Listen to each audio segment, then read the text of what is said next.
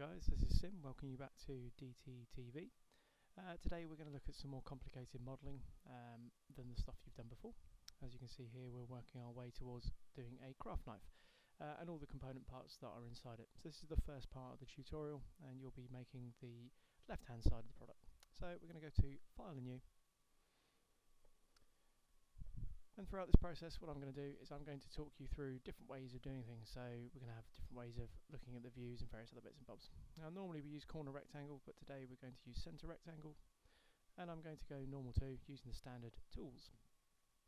From the middle of the origin point, bringing out a rectangle and then dimensioning it.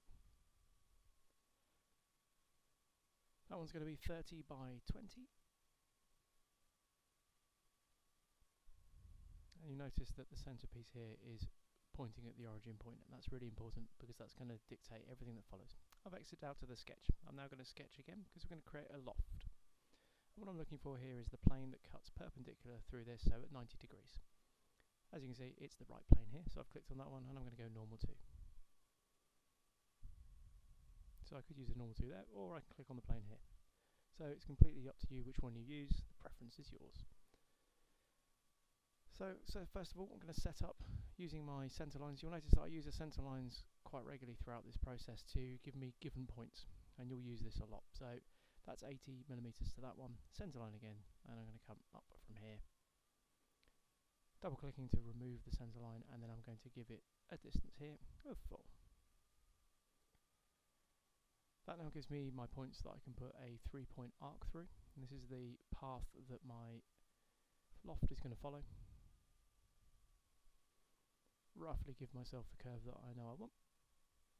So you should do the same, and smart dimension it from that line. And it's 200, so it gives us this sort of fairly shallow arc. Exit out of sketch. It's important that you exit out of sketch and click off everything. So as you can see, nothing selected, everything is grey, and then we can choose the swept boss base, so the sweep tool. So we've selected the first sketch as our shape, and then the profile, and then we've then swept through that shape. Now I'm going to sketch on this front face here. We're going to use the convert entities. Now you'll notice that the actual face itself was selected as blue, and that's given us these black lines around the edge. If it wasn't selected, you wouldn't get these lines, you'd have to draw them yourself. And I'm going to extrude that 58 millimeters along. Now, there is a bit of an inconsistency on this back edge here, but that's not an issue. As you'll see as we go through this, that will not be a problem. I'm now going to sketch on this flat face, and what we're going to do here is we're going to start chopping bits of this this sweep away. Again, using our line tool, we're then going to give ourselves some key lines. What I'm doing is I'm following the lines that we've already got. I'm going from this bottom corner here.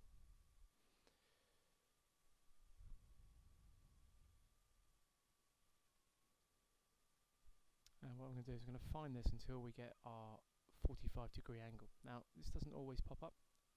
As you can see, it's popping up there. Yes, it will try and snap to other things around it, so be careful on that one. I'm going to trim to closest and remove the lines I don't want. And I'm going to fillet this corner to 16mm and green ticket. What I want to do is I want to chop this off, so it doesn't actually matter what this outside shape looks like or the size of it, because the line is the only thing that really matters. Extrude a cut, make sure I'm going all the way through. I'm happy with that.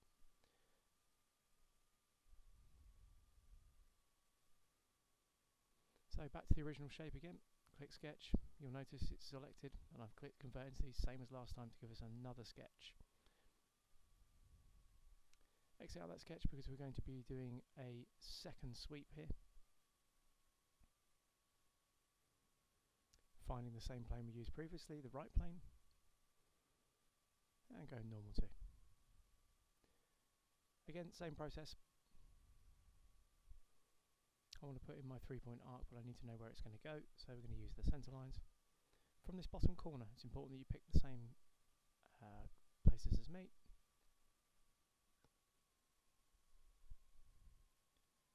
Smart dimension that one to 65. And we're coming down this time. and 7.5 on that one. Go back to my 3-point arc from the corner to the new point, give myself roughly the right curve, and then I'm going to change it in this radius box to 120. So first time we use the smart dimension, second time we've just changed the parameters in the box. So as you can see, I've exited out of all my sketches again, back to the sweep tool. Selecting the profile, which is this box, selecting the path, which is our curved line, and green ticking that. So this is the rough shape for the standing knife itself. I'm now going to sketch on the flat face up here. You won't be able to sketch on any of the other curved shapes at the moment. So it's the flat face, and go using this to go flat too. So you can see there's another way of looking at the view. This time I want to have a standard rectangle tool, and I know I need to chop this section off here, so I've just roughly drawn around it. Measurements for this sort of thing are not necessary. I'm going to flick it the other way and green tick it. So what we've done is we've flattened off that top surface. Right, sketching on the side. Now you notice I'm going to use the sketch this way instead. That's pinged it upside down, so I can go back there and go normal to, and it flicks it around. So if you're ever up the wrong way, you can always rotate it around. Okay, so from the center point now, it has to be from above the origin point. I've clicked on the line directly, and I'm going to chop out this section here. Now you'll notice that when I selected the curve at the top of the knife, I actually picked the midpoint. And I'll do that quite a few times throughout this process, because it helps you to understand your reference geometry. I'm drawing a line across the front of the shape, and I'm making sure that this particular measurement goes at 90 degrees to it, and it's 5 mil. And again, I'm looking for that center point. This one's a bit harder to find.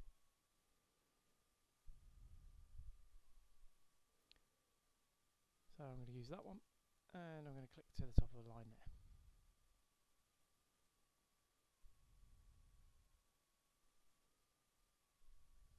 So another line over the top of the existing product.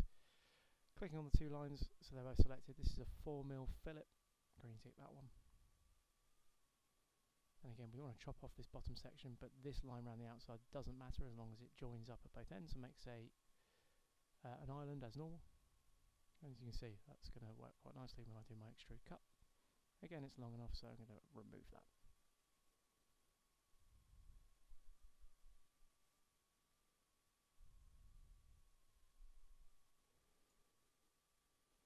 We're now going to fillet. These are quite large fillets at 8 mil. And it's important that you pick the correct lines. Now if I pick this one, so I've got the whole face, didn't want to do that, right click and delete. Zoom in to make sure I can see what I'm doing, and I'm picking this edge.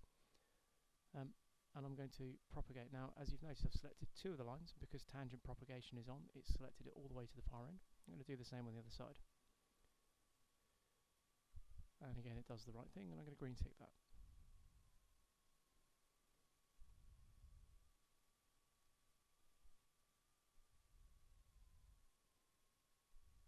Sketching up here onto this particular face. Go normal 2.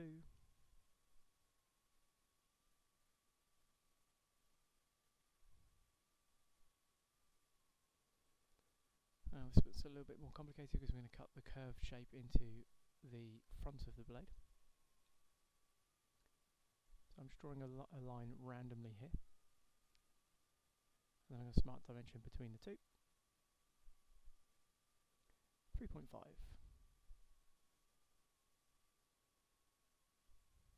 Back to my center line tool again. I'm going to have to zoom in for this bit. What I want is a line that cuts off straight across the front, because I need to be able to find the midpoints in a minute, so I'm going to trim these lines.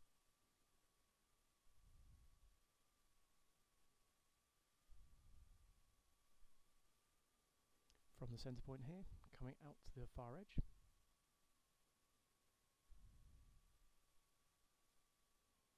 Now if I want to trim this line, I can trim it here, but I can't trim it on the other side, or I'll delete the whole line, so I need to draw another center line above the line that we've got for the existing model. Now I'm able to trim it. As I said, for a lot of this I'm using center point, so you'll see that happen in a moment. So find the center point here, I'm going to drag to the right. Notice the yellow a square with a black line through it says that it's straight. This is then 15, and the other line I've drawn here needs to be quite precise too. So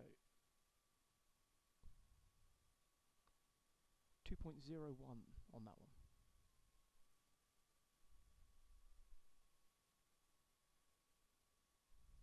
Now in the opposite direction to the left,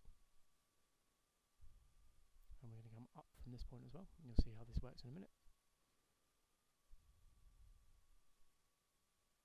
13 and 1.75.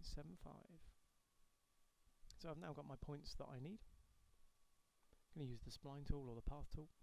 So from this corner to this point here, to the midpoint, to the 1.75, and then to the front. Now if you go too far, that can be a pain, so you can always wiggle it back and then double click. And again, we're going to chop this piece off, so I'm going to go from this point and then very roughly around the outside.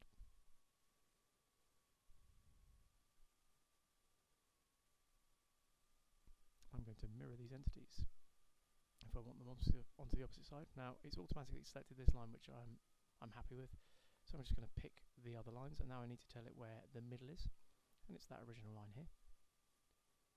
As you can see, the preview looks right. Happy with that.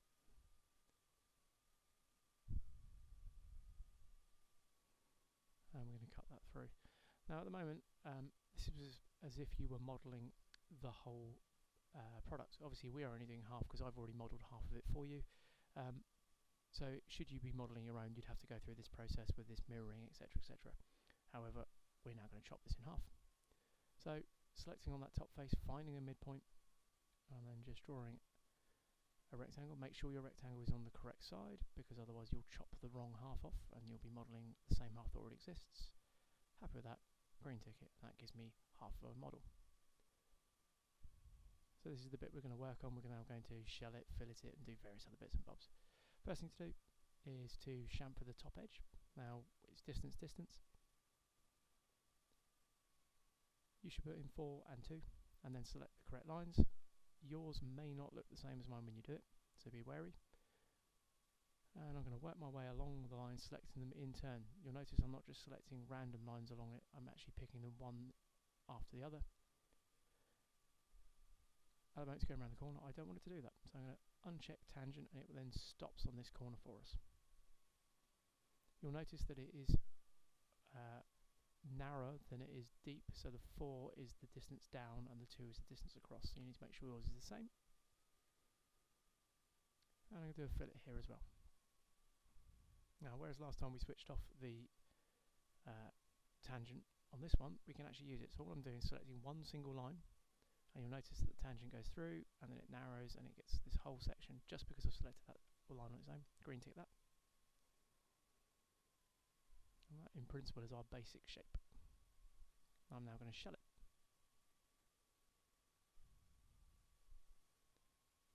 Thickness of 2 mil. It gives us our hollow shape to work with. You should probably save yours now.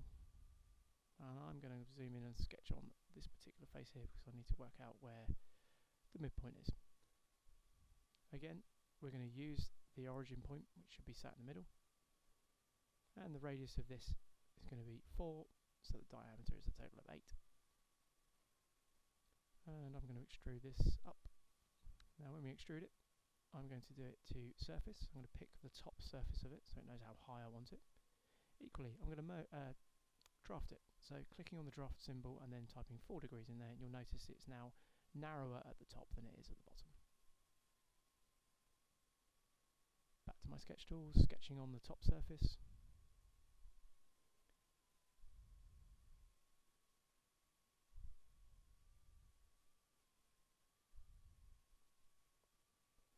Going to put a line. You'll notice that I don't connect it to anything, and I make sure that it is straight at 90 degrees. If you connect lines, ends, or the ends of lines to things, that becomes a real problem sometimes. So 8.5 on that one.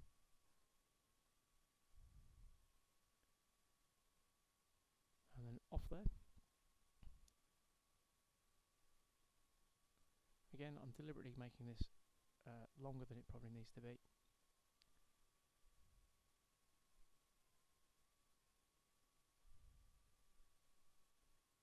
57.5. The reason that I either do it longer or shorter is so that it doesn't snap and fix to any midpoints, any curves, or any existing geometry. That can cause you all sorts of issues if you try to add in dimensions afterwards.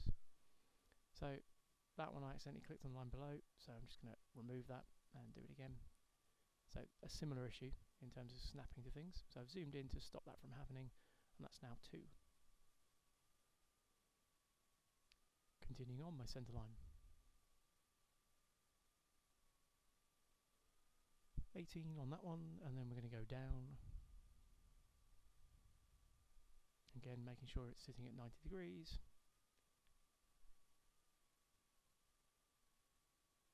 And that's 15.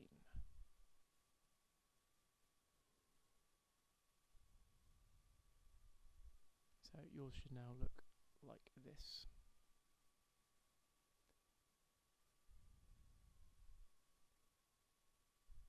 Okay, from this top corner this time rather than centre point, dragging along, giving us another dimension. This one's 60. And I'm going to draw a circle on that endpoint there. Diameter of that is 2, so the radius there is 1. As you'll see in a minute, that last one wasn't totally necessary, but you should do it anyway. This one's slightly larger here.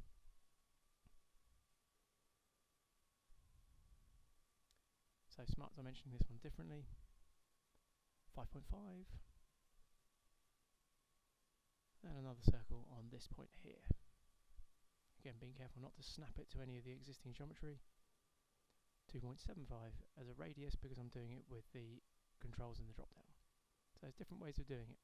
So making sure that you're paying attention to whether it's a radius or a diameter. Okay, from that top edge I'm just going to draw a line, and it needs to be within the boundary of the edge, but it doesn't really matter where those lines are, and this one coming straight down. So both of them at 90 degrees to the centre points on the circle, and then trimming off the extra lines that we don't need, giving us a valid island. That's now given us the islands we need. SolidWorks wants to put those the wrong way, so switch them the other way, and then this time I'm going to say to body. Click on the body that's coming down to, and you'll notice then it actually propagates them so they meet very smoothly on the surface. Okay, we now have our key fixing points where the two sides of it will actually join together. Sketching on this top surface, normal to, and zooming in. Now if I roll around the edge of this, it will give me the centre point, and my cursor will automatically snap to it. So I'm going to do that for each of those. As I already said, this first one wasn't necessarily the only way of doing this particular circle, but this will do here. And 1, so it's exactly the same as the original. Zoom into these and make sure they're the right size too. So 2 is a diameter, 1 is a radius, depending on which dimension you're using to do this. Okay, we've got those, and I'm going to extrude those up. So they're the small spigots that join the two halves together. 2mm in height. I'm also going to fillet the top edges of those. 0.2. You can select the face for this. You could also select the edge, the choice is yours. Accidentally chosen the wrong line. Right click, delete. Be a bit more precise, and then green tick it.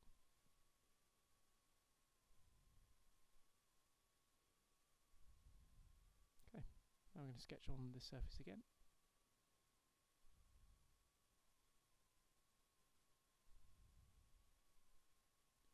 Using the circle tool, and that's going to be a 2mm radius or a 4mm diameter, and I'm going to extrude cut that in. That's going to be done to a depth of 6mm. As you can see from the preview, it doesn't go all the way through.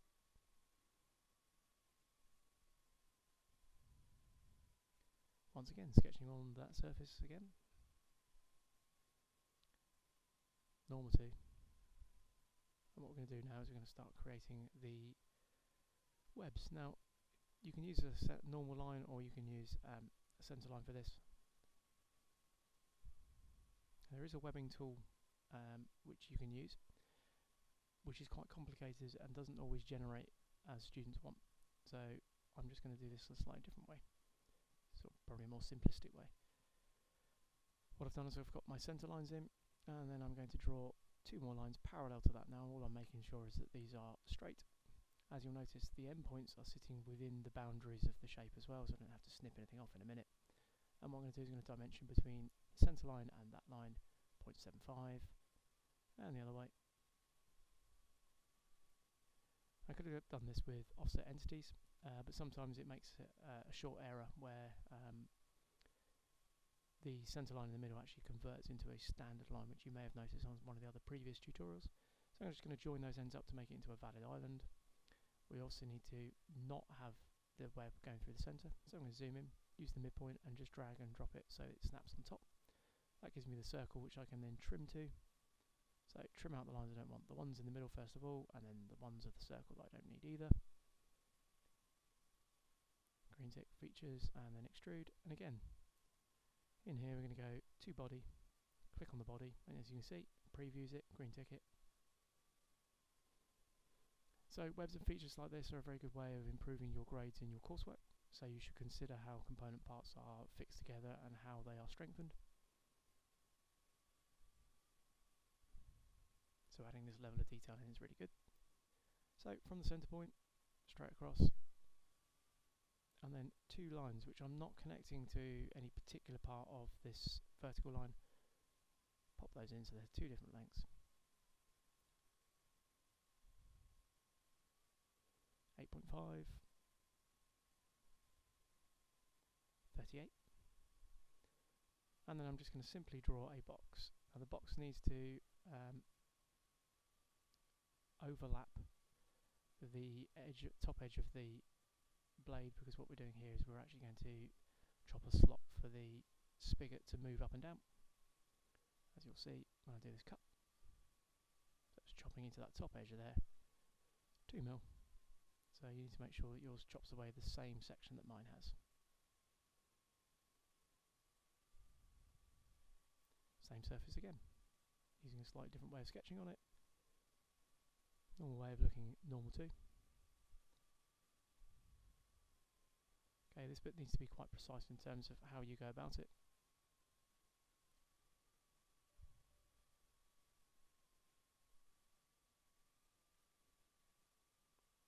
.35.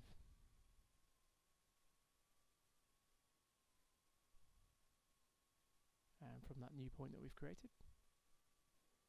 I'm going to bring this along and roughly follow the sort of bottom edge of our shape. That then allows me to click on this line and this one and put in a degrees of difference, and it's going to be 82.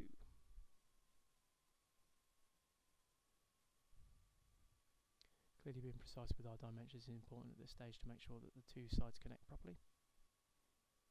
Going back to that point now, I want a line that's at 90 degrees to this one, so I've just rolled back over it and it gives me the ones in yellow. Click that, you can see that's now at 90 degrees to the diagonal that we've just dimensioned. That should be 1mm.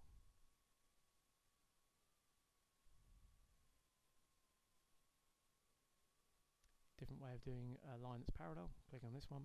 Now it's selecting chain, so I'm going to deselect that and go for 1mm. Reverse the side so it goes the other way. That's what we want.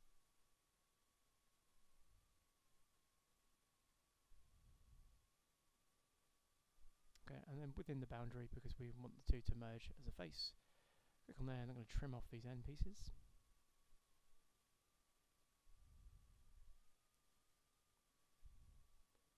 Okay, we're now going to do the top face.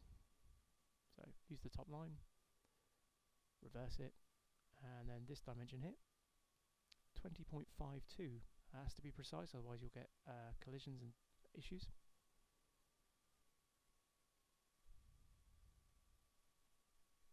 So from this line here where we've got the cut, we're going to come straight down. And we're going to trim out the lines we don't want while we're here.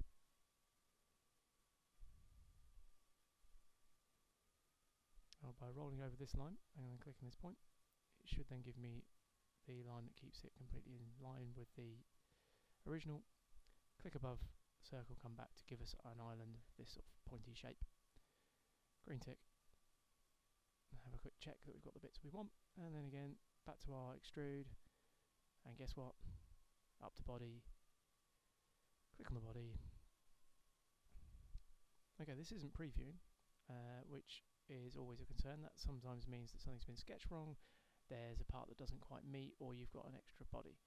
So it tells me that I've got a open loop, so I can deal with this by zooming in.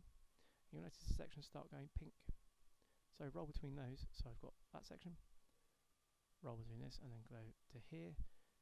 I could have both, so that one and the one above it, but we actually don't need that. So we're happy with up to body.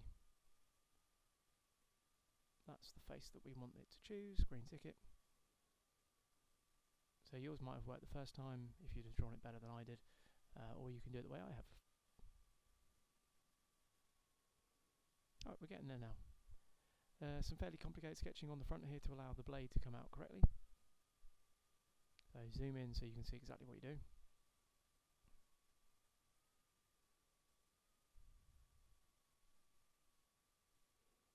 So going along the edge as we have done previously. Smart to mention that. Again, making sure it comes out at 90 degrees and not at any other angle. 0.75. Centerline tool. Top edge. We want this to be parallel, so what we're looking for is the yellow line tells us. As you can see, that white line is not. So I'm struggling here to find the parallel, and it has to be parallel, so let's try going the other way. Okay. Because it's centerline, it won't affect what we're doing, and because we've now got a line to form off, we can then draw off that line. However, my line is now too long. So red cross that, and then we need to do a bit of trimming. Trimming out the original bit of line, the added bits of line we don't need, say yes. Redimension it.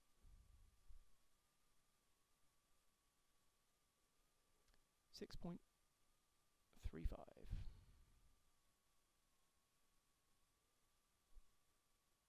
Coming up. Smart to mention that one too. 1.37, so a very precise measurement in there too.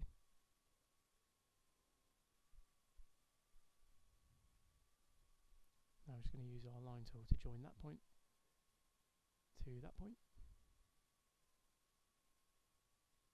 Use the fillet tool to fillet there to here. So 0.5. So if you try and do it with a line that's too big, it won't like it. Let's try it again. There we go. So that's the top part of our cut. What I'm doing here is I'm finding a line that's parallel again to the original, and a line that's parallel to the front. I'm going to trim out these two pieces of line, and again we're going to use our fillet tool. It's set to 0.5 already, so we're happy with that.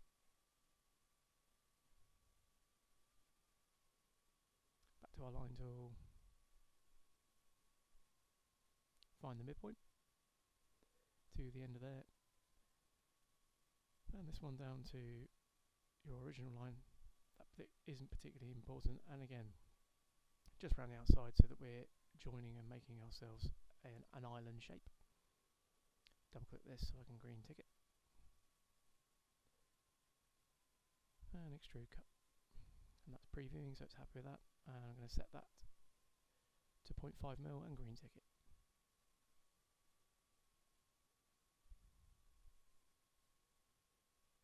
Okay, so now the blade will smoothly run out the front. We also have an issue here that the internal components of the slide will also hit this top section here, so we need to actually do a further cut. So similar to the last one in terms of setting it up, cutting it out. So I'm making sure I'm normal too, I'm sketching on the top face. From this corner, this time I'm able to get a straight line. I'm going to smart dimension that. 4.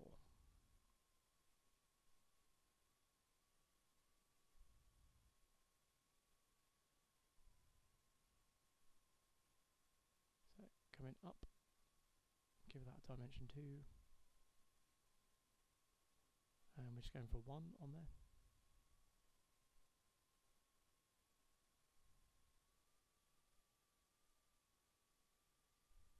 Okay, keeping that line parallel on that face. Another line coming from the midpoint here, so midpoint. And then we need to make it attached to this line here. What I'm doing is I'm clicking it so it's directly below the 1mm line that we put in previously. I'm going to come up at 90 degrees as we have done before. Smart dimension that, making sure that my dimension comes out at the right angle. 2.5. And then from there to there. And from there to there. Green ticket. And I'm going to fill it this bit. So it's already set to 0.5. Just happy with that.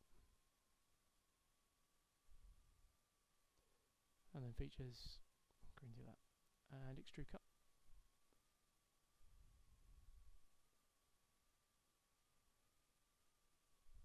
1.25 in that one. Again, I'm looking at selecting the contours, so that's the important one. I can select the other one as well, as we talked about, and it makes sense for this particular cut to do so, and that chucks away that bit and gets that cut in place.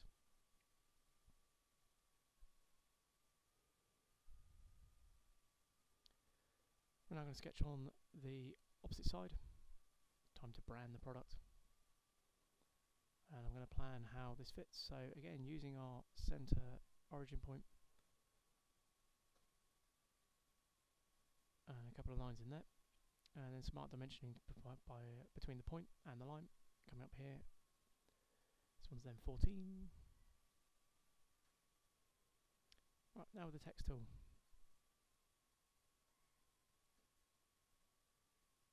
Typing my text. I don't want to use a document font. Scrolling my way down. Now I've already identified a good font for this. There is a fair bit of clicking at this stage, right the way down to Franklin Gothic. You can use something else if you choose, and I'm going to make that 22 points, but I know this one works. Now you'll notice I've already clicked away from the line, so it is not attached to these lines. I could attach it to these two lines, but that causes issues if we start clicking them. So right click on that one and then delete that one. Again, I could just choose this line and manipulate it around. You obviously don't want to do these things, so I'm just going to delete that. What we need is the point in this corner, so green tick that. Once I've green ticked it, I now have this point. That allows me to drag and drop this wherever I want it. So pop it onto there.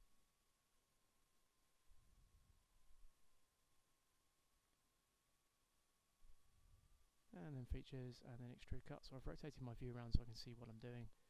It's a very shallow 0.1, green tick that. And I have my branded handle.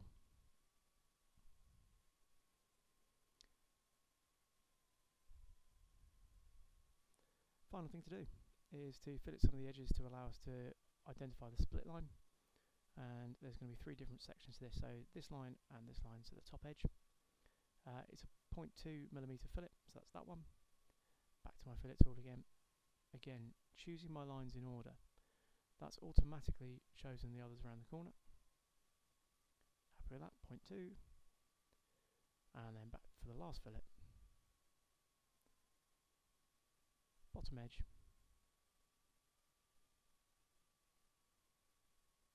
Happy with that, so you've noticed that the fillet then previews. Once it previews what I want, green tick it.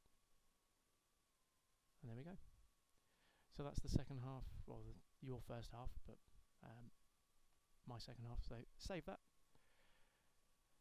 When you save it, you're then going to be asked to then make a couple of other parts. So the slide, the blade, and the right-hand side of the blade, the knife, are available to you.